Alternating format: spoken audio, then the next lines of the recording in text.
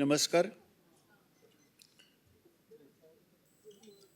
ह्या अफामचे chairman doctor Mayandi sir, आमचे सेशनचे chairman doctor Deshmukh sir, आपले दांगड सर एक्स कमिशनर, सर्व उपस्थित. आजचा हा जो टॉपिक आहे इंटिग्रेटेड फार्मिंग सिस्टीम मॉड्यूल, ही ॲक्च्युली संकल्पना 2008-9ला जेव्हा आपले जे मायंदी सर होते ते हैदराबादला डायरेक्टर होते, KVKचे डायरेक्टर होते ते 3 स्टेटचे, आणि मी तिथे सिनियर सायंटिस्ट होतो अमरावतीला. तर असंच एकदा बसनं म्हणजे ट्रेननी म्हणजे बाय व्हेकल जात होतं आणि बऱ्याचशा गोष्टी त्यावेळेस ते एक फार्मर सुसाईडची फार मोठा जोर होता तेव्हा त्या भागामध्ये, विदर्भामध्ये. आणि त्याचं मुख्य कारण होतं, बऱ्याच रिपोर्ट निघाले त्याचे, किंवा जे रेनफेड शेतकरी असतात, कोरडवाहू शेतकरी असतात, की ज्याची लँड होल्डिंग एक 6 ते 7 एकर आहे, ते सिंगल क्रॉपिंग सिस्टीम घेतात, एकच क्रॉप घेतात, आणि त्यांना दुसरं उत्पन्नाचं साधन काही वेगळं राहत नाही. मग त्याच्यासाठी काही टेक्नॉलॉजी डेव्हलप करता येईल का, काही मॉड्यूल डेव्हलप करता येईल का, ह्या उद्देशाने एक मायंदे सरांच्या सोबत आम्ही एक मॉड्यूल तयार केलं. त्याच्यावर बरंच काम झालं विद्यापीठामध्ये. PKVला ते विषय असताना जेव्हा त्याच्यामध्ये 7 KVK इन्व्हॉल्व होते विदर्भातले, आणि प्रत्येक KVKचं वेगवेगळं मॉडेल इम्प्लिमेंट केलं. त्यापैकी एक मॉडेल मी इथे अमरावतीचं प्रेझेंट करत आहे. सेकंड,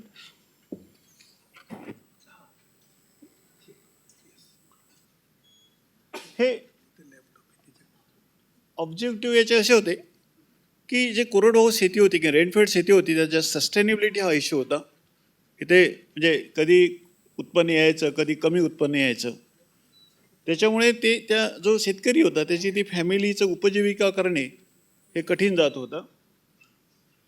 त्याच्यात विशेष महत्त्वाचं काम होतं की तिच्यात ॲग्रोबेस सेकंडरी एंटरप्रेनर्स काहीच नव्हते. म्हणजे जसं डेअरी म्हणा, पोल्ट्री म्हणजे बकरी पालन, किंवा अदर काही व्यवसाय त्याला जोडधंदा म्हणून, तो एक आम्ही इथे त्याच्यामध्ये एक ऑब्जेक्टिव्ह ठेवला होता.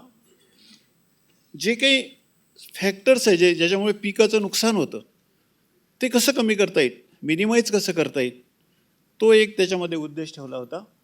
आणि शक्यतो जे प्रॉब्लेम रेज झाले म्हणजे ते वेळेवरच सॉल्व करता येईल. आणि जेव्हा आम्ही ते सर्वे केला त्याच्यामध्ये एक आढळलं आम्हाला की जे त्या शेतकऱ्यांकडे चांगल्या जाती मिळत नव्हत्या, ह्या नवीन टेक्नॉलॉजी तिथेपर्यंत पोहोचत नव्हती, हे मोठा कन्स्ट्रेंट होता. ते आम्ही त्या मॉडेलमध्ये घेतलं. आणि in situ soil conservation practices आहे त्याच्यासाठी आम्ही शेतकऱ्यांना प्रमोट केलं. आणि सिंगल क्रॉपिंग, मोनोक्रॉपिंग सिस्टीममध्ये म्हणजे डिपेंड न राहता मिक्स क्रॉपिंग केलं, इंटरक्रॉपिंग त्याच्यामध्ये आम्ही ॲड केलं. नेक्स्ट,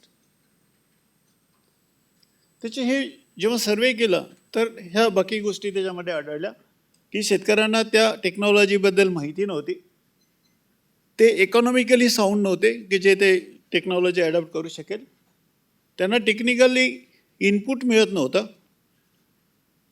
त्यांच्याकडे ॲड्युक्वेट इनपुट म्हणजे चांगल्या दर्जाचं इनपुट मिळत नव्हतं, इरेग्युलर रेनफॉल होता, कधी पाऊस पडतो कधी नाही पडत, त्यांची सोशो इकॉनॉमिक स्टेटस काही फार दर्जेदार नव्हतं.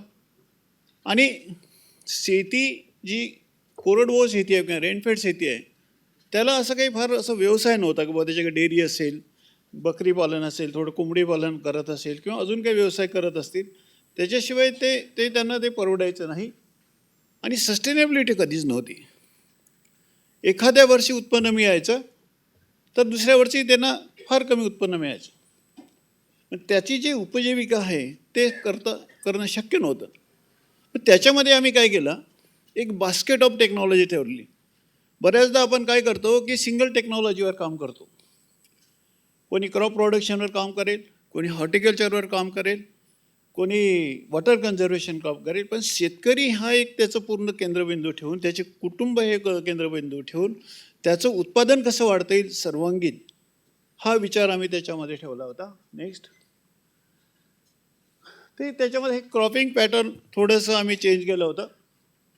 जर कॉटन जर तो शेतकरी घेत असेल तर त्याच्यात तूर हे कंपल्सरी आम्ही केलं. 6:2 त्याच्यामध्ये रेशो टाकल्या होत्या. चांगल्या जाती त्या शेतकऱ्यांपर्यंत पर्सनली आम्ही त्याच्यामध्ये दिल्या. कॉटनचं जर बीटी कॉटन ते लागवड करत होते आणि हे टू द फील्ड होतं. म्हणजे ट्रेनिंग जरी द्यायचं तर त्या शेतकऱ्यांच्या शेतावर ह्या टेक्नॉलॉजी उपलब्ध करून दिल्या होत्या.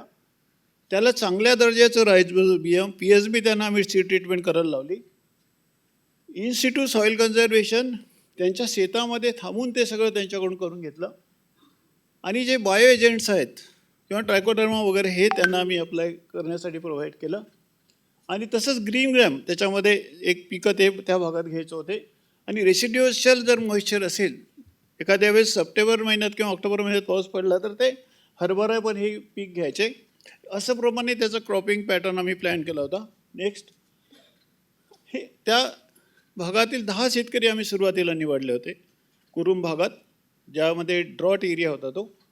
नेक्स्ट, ते अगोदरची त्याची प्रॉडक्टिव्ह लेवल ही अशी होती. त्याचे सगळे ऑब्झर्वेशन्स घेतले 10 शेतकऱ्यांचे. नेक्स्ट, त्याच्यानंतर आफ्टर त्याची प्रॉडक्टिव्हिटी स्टेटस म्हणजे 25 ते 30% त्याचं उत्पादन वाढलं.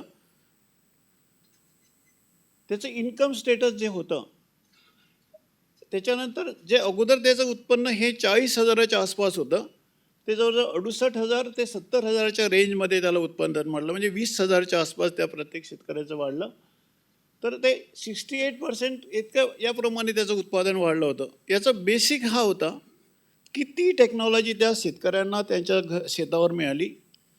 चांगल्या प्रकारचं इनपुट त्याला मिळालं, चांगल्या प्रकारच्या टेक्नॉलॉजी त्याला मिळालं, सेकंडरी ॲग्रिकल्चरचं त्याला उत्पादन वाढवण्यास मदत करता आली आणि त्याच्यामुळे त्याला हे उत्पादन वाढण्यासाठी मदत झाली. नेक्स्ट, हे सगळे त्याचे ग्राफ्स आहेत, हे सगळे त्याचे फोटोग्राफ्स आहेत. हे ॲक्च्युली आम्ही इम्प्लिमेंट केलं होतं. तर हे जेव्हा आम्ही हे जे फार्मिंग सिस्टीम मॉड्यूल जे आम्ही इम्प्लिमेंट केलं जेव्हा 10 शेतकऱ्यांकडे 3 वर्ष, त्याचा एक डाटाबेस आमच्याकडे तयार झाला लोकेशन स्पेसिफिक, अलग अलग लोकेशनला. त्याच्यानंतर एक सर VC असते तेव्हा व्हाईस चान्सलर होते, तेव्हा आम्ही एक प्रोजेक्ट आम्ही DBTला टाकला, डिपार्टमेंट ऑफ बायोटेक्नॉलॉजीला. आणि DBTला ते प्रोजेक्ट जवळजवळ 2,37,00,000 त्यांनी मंजूर केले. आणि ते फार्मर सिस्टीम मॉड्यूल ते आम्ही 1000 शेतकऱ्यांकडे इम्प्लिमेंट केलं. त्याच्यामध्ये थोडं हे प्रत्येक त्याच्यामध्ये 4 तालुके आयडेंटिफाय केले होते. प्रत्येक तालुक्यातली 3 गावं आम्ही घेतले होते.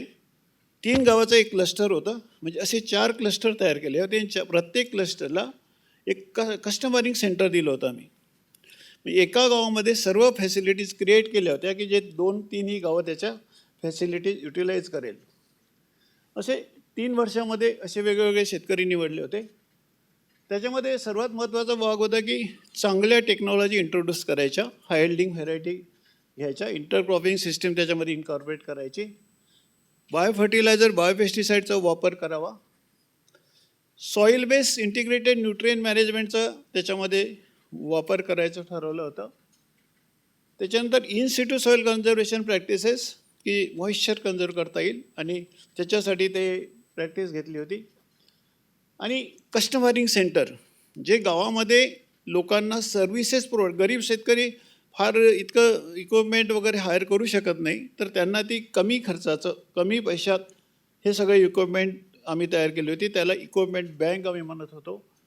त्याच्यानंतर ट्रेनिंग आणि डेमॉन्स्ट्रेशन ऑफ फूड प्रोसेसिंग, त्या भागामध्ये त्या शेतकऱ्यांना फूड प्रोसेसिंगचं ट्रेनिंग आम्ही तिथे घेतलं. त्याच्यानंतर जे शेतकऱ्यांचे बांधव होते त्या ज्या बांधावर ते काही घेत नाही, तिथं शेवगा असेल, सीताफळ असेल, असे जे ड्रायलँड हॉर्टिकल्चरचे झाडं त्याला 2-3 वर्ष 4 वर्ष त्याला इन्कम मिळेल. आणि डेअरी फार्मिंग, गोट फार्मिंग, पोल्ट्री हे सगळं आम्ही त्या तिथे इंट्रोड्यूस केलं. ते तर अगोदर होते त्या गावामध्ये पण त्या लोकांकडे नव्हतं. मग छोटे केजेससुद्धा आम्ही त्यांना प्रोव्हाइड केले की जे लोक म्हणजे बाहेर मजुरीला जातात तर त्याच्या कोंबड्या सुरक्षित राहण्यासाठी 60-60 कोंबड्याचे केजेस आम्ही त्यांना दिले की ते प्रोटेक्टेड राहतील. अशा प्रकारे ते इम्प्लिमेंट केलं. हे त्याचे स्ट्रॅटेजीज आम्ही त्याच्यामध्ये ठरवल्या होत्या. त्याच्यामध्ये ॲग्रोनॉमिकल इंटरव्हेन्शन्स आम्ही घेतले. तिथे जवळजवळ 167 ट्रेनिंग आम्ही घेतली होती. त्याच्यामध्ये फील्ड डेमॉन्स्ट्रेशन सगळ्या वेगवेगळ्या टेक्नॉलॉजीवर घेतलं. जवळजवळ 30 फील्ड डे आम्ही तिथे केले होते. त्याच्याही सगळे फोटोग्राफ्स आहेत.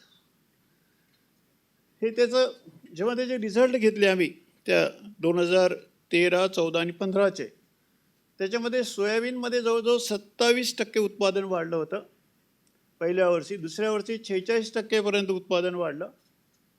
आणि त्याचं अशा दोन्ही technology at the same time आम्ही डेमॉन्स्ट्रेट केल्या होत्या.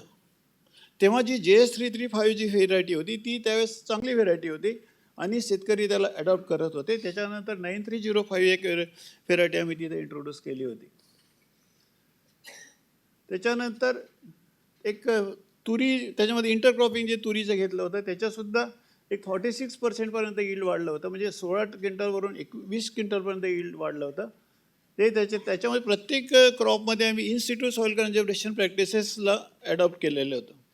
हे सगळे गावाचे 12 गावाचे रिझल्ट आहे रे. त्याच्यानंतर चिकपीमध्ये ज्याचं यील्ड 16 क्विंटलवरून 23 क्विंटल झालं, 22 क्विंटल झालं. परत पहिल्या वर्षी, दुसऱ्या वर्षी 47 क्विंटल झालं. आणि हे म्हणजे सगळ्यात महत्त्वाचा फॅक्टर असा होता की त्यांना ते रेसिड्युअल मॉइश्चर मिळत होतं. म्हणजे उतारा लावी पेरणी म्हणा किंवा सरीवरंबा पद्धतीचा त्याच्यामध्ये मोठ्या प्रमाणात वापर करत होतो. आणि बायो फर्टिलायझर आणि बायोपेस्टिसाईडचा खूप मोठ्या प्रमाणात तिथे वापर केला होता आणि सायंटिफिकली केला होता. सीड ट्रीटमेंट कशी करायची, कसा त्याचा वापर करायचा, याचं सगळं ट्रेनिंग त्यांना देण्यात आलेलं होतं. त्याचे सगळे फोटोग्राफ्स आहेत, त्याचे सगळे ऑब्झर्वेशन्स आहेत, म्हणजे कसं आपण कंट्रोल करत होतो ते. त्याच्यानंतर इन सिटू सॉईल कन्झर्वेशनमुळे जवळजवळ 2014ला 2355 क्युबिक मीटर पाणी आपण तिथे कन्झर्व करू शकलो. त्याच्यानंतर त्याचं म्हणजे आपण थांबवू शकलो, वाचवू शकलो. आणि दुसऱ्या वर्षी 2855 क्युबिक मीटर पाणी आपण त्या गावाचं वाचवू शकलो because of in situ soil conservation practice. त्याच्यामध्ये रिजेस अँड फरो मेथड्स, त्याच्यानंतर सोईंग अक्रॉस द स्लोप, हे सगळ्या ॲक्टिव्हिटी आपण घेतलं. आणि जे एक्सेस रेन होतं, एक्सेस पाणी होतं, तिथे एक रिचार्जिंग स्ट्रक्चर केलं की जे पाणी वाहून जातं शेवटी सगळं करून ट्रीटमेंट केल्यानंतर, ते 10x10x3 स्क्वेअर मिळत त्या छोटं एक फॉर्म पण होतं त्याच्यामध्ये केलं. त्याच्यामध्ये 106 क्युबिक मीटर पाणी कन्झर्व होतं. म्हणजे 1,06,000 लिटर पाणी त्याच्यामध्ये कन्झर्व होत होतं. आणि ते आपल्याकडे विदर्भामध्ये ॲश्युअर्ड रेनफॉल होता. म्हणजे तिथे 800 mm पाऊस पडत होता, तेव्हा ते 4 ते 5दा भरत होतं ते. आणि ते रिचार्जिंग होतं, म्हणजे इमिजिएट विहिरीला रिचार्ज होत होतं. त्याच्यानंतर एक ट्रायल म्हणून त्यावेळेस ड्रीप इरिगेशन कॉटनमध्ये लोक वापरत नव्हते. तर आम्ही 10 डेमॉन्स्ट्रेशन घेतले होते. प्रत्येक डेमॉन्स्ट्रेशनवर 50,000 खर्च केला होता. आणि त्याचे पण सुद्धा चांगले रिझल्ट, म्हणजे एका शेतकऱ्याला जवळजवळ 37% त्याचं यील्ड वाढलं होतं. त्याच्यानंतर ड्रायलँड हॉर्टिकल्चरमध्ये हे सगळे प्रत्येकाला रोपं देणे, हे सगळं. आणि मशरूम कल्टिवेशन म्हणजे सेकंडरी ॲग्रिकल्चरमध्ये ते पण आम्ही त्याच्यामध्ये त्या लोकांना म्हणजे काही युनिट्स तिथे एस्टॅब्लिश केले होते. फर्मी कंपोस्टसुद्धा आपण जवळजवळ 6 युनिट तिथे त्या गावामध्ये एस्टॅब्लिश केले होते वेगवेगळ्या ठिकाणी. त्याच्यानंतर ड्रेजरी डिडक्शनसुद्धा आपण त्या भागामध्ये केलं. त्याच्यानंतर हे सगळे तिन्ही जे 4 तालुके होते, 4ही तालुक्याला ते सेवा केंद्र केलं होतं. दॅट इज कॉल्ड द सेवा केंद्र. म्हणजे जिथे सगळ्या सर्व्हिसेस लोकांना मिळत होते. जसं पापड मेकिंग मशीन आहे, तिथे दाल मेकिंग मशीन आहे.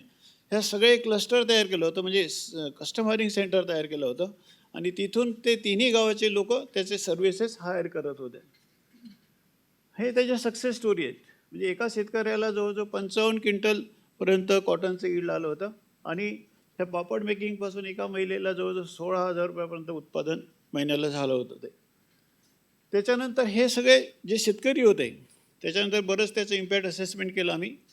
त्यापैकी काही महिलांना, काही शेतकऱ्यांना स्वामीनाथन फाउंडेशनकडून पण अवॉर्ड मिळाला. त्याच्यानंतर ते वंदना सवयीला एक इनोव्हेटिव्ह फार्मर्स म्हणून अवॉर्ड मिळाला होता. हे सगळ्या लोकांचं तिथे फॅसिलिटेशन केलं होतं. थँक्यू.